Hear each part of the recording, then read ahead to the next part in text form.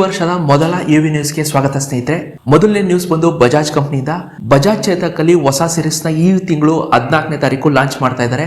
ಇದು ಬಂದು ಕಮ್ಮಿ ರೇಟ್ ಅಲ್ಲಿ ಲಾಂಚ್ ಮಾಡ್ತಿರುವಂತ ಹೊಸ ಸೀರೀಸ್. ಇದು ಹೇಗೆ ಟಿವಿಎಸ್ ಅವರು ಆರ್ಬಿಟ್ರ್ ಲಾಂಚ್ ಮಾಡಿದ್ದಾರೆ, ಹೀರೋವಿಡಾದವರು VX2 ಸೀರೀಸ್ ನ ಲಾಂಚ್ ಮಾಡಿದ್ದಾರೆ, ಅದೇ ರೀತಿ ಬಜಾಜ್ ಅವರು ಹೊಸ ಚೇತಕ್ ಸೀರೀಸ್ ನ ಲಾಂಚ್ ಮಾಡ್ತಾ ಇದ್ದಾರೆ ಅಫೋರ್ಡಬಲ್ ಪ್ರೈಸ್ ಅಲ್ಲಿ. ಅಂದ್ರೆ ಈ ಪ್ರೈಸ್ ಬಂದು ಹತ್ರ 1 ಲಕ್ಷ ಆಜು ಬಾಜು ಸಿಗ್ಬೋದು ಅಂತ ನಾವು ಅನ್ಕೊಂಡಿದೀವಿ. ನೋಡೋಣ ಜನವರಿ 14ನೇ ತಾರೀಕು ಡೀಟೇಲ್ ಗೊತ್ತಾಗುತ್ತೆ. ಆದ್ರೆ ನನ್ಗೊಂದು ವಿಷಯ ಹೇಳ್ತೀನಿ, ಹೇಗೆ ಟಿವಿಎಸ್ ಅವರು iQube ನ ಬಿಟ್ಟು ಆರ್ಬಿಟ್ರ್ ಅಂತ ಸಪರೇಟ್ ಆಗಿ ಒಂದು ಮಾಡಲ್ ಬಿಟ್ರು, ಹೀರೋವಿಡಾದವರು V1 ಸೀರೀಸ್ ನ ಬಿಟ್ಟು ಹೇಗೆ ಸಪರೇಟ್ ಆಗಿ VX2 ಸೀರೀಸ್ ನ ಬಿಟ್ರು, ಏತರ್ ಅವರು ಹೇಗೆ 450S ನ ಬಿಟ್ಟು ರಿಸ್ದಾ ಅಂತಾನೆ ಸಪರೇಟ್ ಸೀರೀಸ್ ನ ಬಿಟ್ರು, ಅದೇ ರೀತಿ ಬಜಾಜ್ ಅವರು ಕೂಡ ಚೇತಕ್ ನ ಬಿಟ್ಟು ಬೇರೆ ಹೊಸ ಮಾಡಲ್ ನ ಬಿಟ್ರೆ ಬೆಸ್ಟ್ ಅಂತ ನಂಗೆ ಅನ್ಸುತ್ತೆ. ಯಾಕಂದ್ರೆ ಇದು ಹೇಗಾಗ್ಬಿಡುತ್ತೆ ಅಂದ್ರೆ, ಈಗ ಆಲ್ರೆಡಿ ಬಜಾಜ್ ಅಲ್ಲಿ ಒಂದು 3-4 ಸೀರೀಸ್ ಇದೆ. ಒಂಥರ STD ಕೊಡ್ತಾರ, 3501, 3502, 3504 ಈ ತರ ಒಂದಷ್ಟು STD ಕೊಡ್ತಾರೆ, ಒಂದಷ್ಟು ಸೀರೀಸ್ ಇದೆ.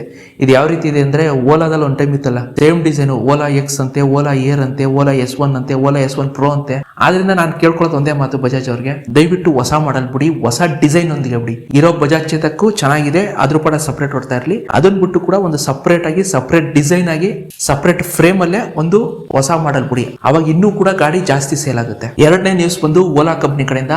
ಓಲಾ ಕಂಪ್ನಿಯವರು ಬೆಂಗಳೂರಿನ ಇಂದಿರಾನಗರ್ ಅಲ್ಲಿ ಹೈಪರ್ ಸರ್ವಿಸ್ ಸೆಂಟರ್ ನ ಓಪನ್ ಮಾಡಿದ್ದಾರೆ. ಹೈಪರ್ ಸರ್ವಿಸ್ ಸೆಂಟರ್ ಅಂದ್ರೆ ಒಂದೇ ದಿವಸ, ಅಂದ್ರೆ ನೀವು ಯಾವತ್ತು ಗಾಡಿನ ಸರ್ವಿಸ್ ಬಿಡ್ತೀರಾ ಅದೇ ದಿವಸ ನಿಮ್ಗೆ ಗಾಡಿನ ಸರ್ವಿಸ್ ಮಾಡಿ ನಿಮ್ಗೆ ವಾಪಸ್ ಕೊಡ್ತಾರಂತೆ. ಇದು ಅವರ ಪ್ರಾಮಿಸ್, ನನಗೇನೋ ಗ್ಯಾರಂಟಿ ಇಲ್ಲ. ಇದೇ ರೀತಿ ಅವರು 1000 ಪ್ರಾಮಿಸ್ ಮಾಡಿದ್ದಾರೆ, ಯಾವ್ದು ಕೂಡ ಅವರು ಕಂಪ್ಲೀಟ್ ಮಾಡಿಲ್ಲ. ಸೊ ನೋಡೋಣ. ಸೊ ನೀವೇನಾದ್ರೂ ಬೆಂಗಳೂರಿನ ಇಂದಿರಾನಗರ್ ಸುತ್ತಮುತ್ತ ಇದ್ರೆ ದಯವಿಟ್ಟು ಬೆಂಗಳೂರಿನ ಇಂದಿರಾನಗರಲ್ಲಿ ಹೈಪರ್ ಸರ್ವಿಸ್ ಸೆಂಟರ್ ನ ಓಪನ್ ಮಾಡಿದರೆ, ಹೋಗಿ ಒಂದ್ಸತಿ ಸರ್ವಿಸ್ ಮಾಡಿ. ಏನಾದ್ರೂ ಚೆನ್ನಾಗಿತ್ತು, ಓಕೆ ಒಂದೇ ದಿವಸ ನಿಮ್ ಗಾಡಿ ಸಿಕ್ತು ಅಂದ್ರೆ ದಯವಿಟ್ಟು ಕಮೆಂಟ್ ಮಾಡಿ ತಿಳಿಸಿ, ನಾನು ಕೂಡ ಅದನ್ನ ತಿಳ್ಕೊತೀನಿ, ಹಾಗೇನೆ ಜನರಿಗೂ ಕೂಡ ತಿಳಿಸ್ತೀನಿ. ಹಾಗೇನೆ ನೆಕ್ಸ್ಟ್ ನ್ಯೂಸ್ ಬಂದು ಓಲಾ ಕಂಪ್ನಿ ಕಡೆಯಿಂದ. ಓಲಾ ಕಂಪ್ನಿಯವರು ತಮ್ಮ ಓಲಾ ಶಕ್ತಿ ಅನ್ನೋ ಪವರ್ ಬ್ಯಾಕಪ್ ಏನಿದೆ ಅದು ಇನ್ಮೇಲಿಂದ ಓಲಾ ಶೋರೂಮ್ ಅಲ್ಲಿ ಮಾರಾಟ ಮಾಡ್ತಾ ಇದ್ದಾರೆ. ನಿಮ್ಗೆ ಏನಾದ್ರೂ ಮನೆಗೆ ಪವರ್ ಬ್ಯಾಕಪ್ ಬೇಕು ಅನ್ನೋದಾದ್ರೆ ದಯವಿಟ್ಟು ಓಲಾ ಶಕ್ತಿನ ತಗೊಳಕ್ಕೆಲ್ಲ ಹೋಗ್ಬೇಡಿ. ತುಂಬಾ ಏನ್ ನಂಬಿಕೆ ಅಂತ ಮಟ್ಟಿಗೆ ಏನಿಲ್ಲ ಅದು, ಯಾಕಂದ್ರೆ ಹೊಸದಾಗಿ ಅದು ಭಾರತ್ ಸೆಲ್ ಮೇಲೆ ಅದು ಮಾಡಿರುವಂತ ಪವರ್ ಬ್ಯಾಕಪ್. ಅದ್ರ ಮೇಲೆ ಇನ್ನೂ ಜನರಿಗೆ ನಂಬಿಕೆ ಇಲ್ಲ. ಯಾಕೆಂತಂದ್ರೆ ಮುಂಚೆ ಓಲಾ ಗಾಡಿ ತಗೊಂಡ್ವಿ, ಅದಂತೂ ಎರ್ರಾ ಬೆರ್ರಿ ಬೆಂಕಿಗಾವತಿ ಆಯ್ತು. ಸಿಕ್ಕಿದ ಗಾಡಿಗೆಲ್ಲ ಬೆಂಕಿ ಎತ್ಕೊಳಕ್ ಶುರು ಆಯ್ತು. ಆಮೇಲೆ ಈ ಬ್ಯಾಟ್ರಿಗಳಿಗೂ ಏನಾದ್ರು ಬೆಂಕಿ ಎತ್ಕೊತು ಅಂದ್ರೆ ಮನೆನೇ ಸುಟ್ಟೋಗುತ್ತೆ. ಆದ್ರಿಂದ ಸದ್ಯಕ್ಕೆಲ್ಲ ತಗೊಳಕ್ ಹೋಗ್ಬಿಡಿ, ವೆಯ್ಟ್ ಮಾಡಿ, ಇನ್ನೂ 1 ವರ್ಷ 2 ವರ್ಷ ವೆಯ್ಟ್ ಮಾಡಿ, ಆಮೇಲೆ ನೋಡೋಣ. ಆಮೇಲೆ ಬೇಕಾದ್ರೆ ಚೆನ್ನಾಗಿತ್ತು ಅಂದ್ರೆ ತಗೊಳ್ಳಿ. ಮೂರನೇ ನ್ಯೂಸ್ ಬಂದು ಹೀರೋವಿಡಾ ಕಂಪ್ನಿ ಕಡೆಯಿಂದ. ಹೀರೋವಿಡಾ VX2 ಸೀರೀಸ್ ಗಾಡಿಗಳು ಏನಿದೆ ಅವೆಲ್ಲ ಎಲ್ಲಾ ಶೋರೂಮ್ ಕೂಡ ಔಟ್ ಆಫ್ ಸ್ಟಾಕ್ ಇದೆ. ಈಗ ವೇಟಿಂಗ್ ಪೀರಿಯಡ್ ಮಿನಿಮಮ್ 1 ರಿಂದ 1.5 ತಿಂಗಳಿದೆ ಅಂತ ಕೆಲವರು ಹೇಳ್ತಾ ಇದ್ದಾರೆ. ಅಂದ್ರೆ ನೀವೇನಾದ್ರೂ ಈಗ ಹೋಗಿ ಹೀರೋವಿಡಾ VX2 ಪ್ಲಸ್ ತಗೋತೀನಿ ಅಂತ ಹೋದ್ರೆ ಮಿನಿಮಮ್ ವೇಟಿಂಗ್ ಪೀರಿಯಡ್ 1 ತಿಂಗಳಿದೆ. ಕಾರಣ ಏನಪ್ಪಾ ಅಂತಂದ್ರೆ, ಮುಂಚೆ ಈ ಇದುವರೆಗೂ ಏನ್ ಗಾಡಿ ಬಂತು ಇವೆಲ್ಲ ಫಸ್ಟ್ ಬ್ಯಾಚ್ ಗಾಡಿಗಳು. ಸೊ ಇದರಲ್ಲಿ ಸಣ್ಣ ಪುಟ್ಟ ತೊಂದರೆಗಳಿತ್ತು, ಆ ತೊಂದರೆಗಳನ್ನ ನೆಕ್ಸ್ಟ್ ಬರುವಂತ ಬ್ಯಾಚ್ ಗಾಡಿಗಳಲ್ಲಿ ಸರಿ ಮಾಡಿ ಕೊಡ್ತಾರೆ.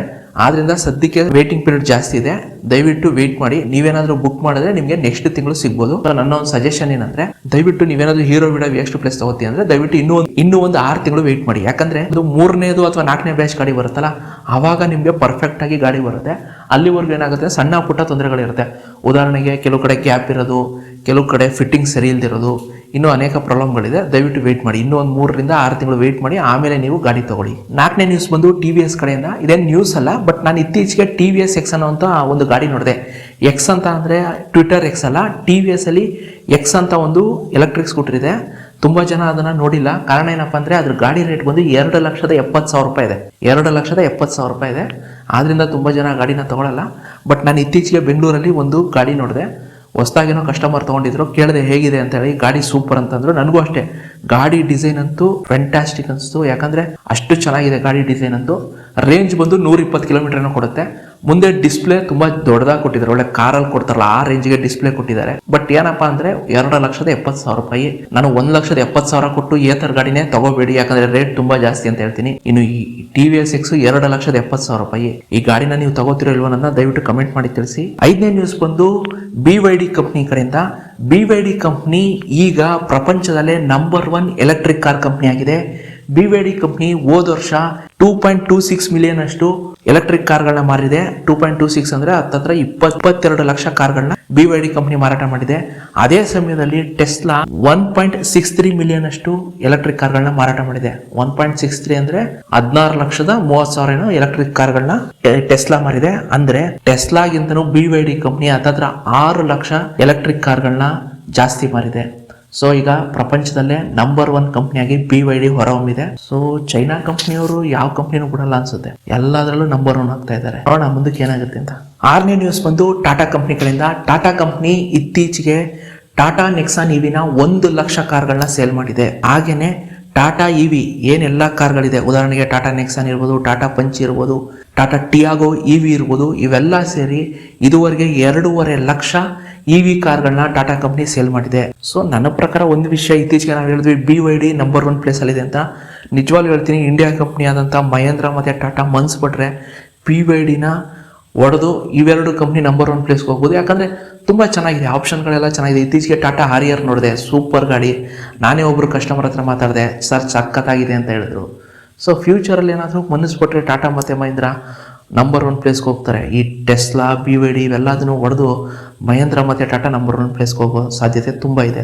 ಆದರೆ ಇವರಿಬ್ಬರು ಮನಸ್ಸು ಪಡಬೇಕು, ಹಾಗೆಯೇ ಇವ್ರುಗಳಿಗೆ ಗೌರ್ಮೆಂಟ್ ಚೆನ್ನಾಗಿ ಸಪೋರ್ಟು ಕೂಡ ಕೊಡಬೇಕು.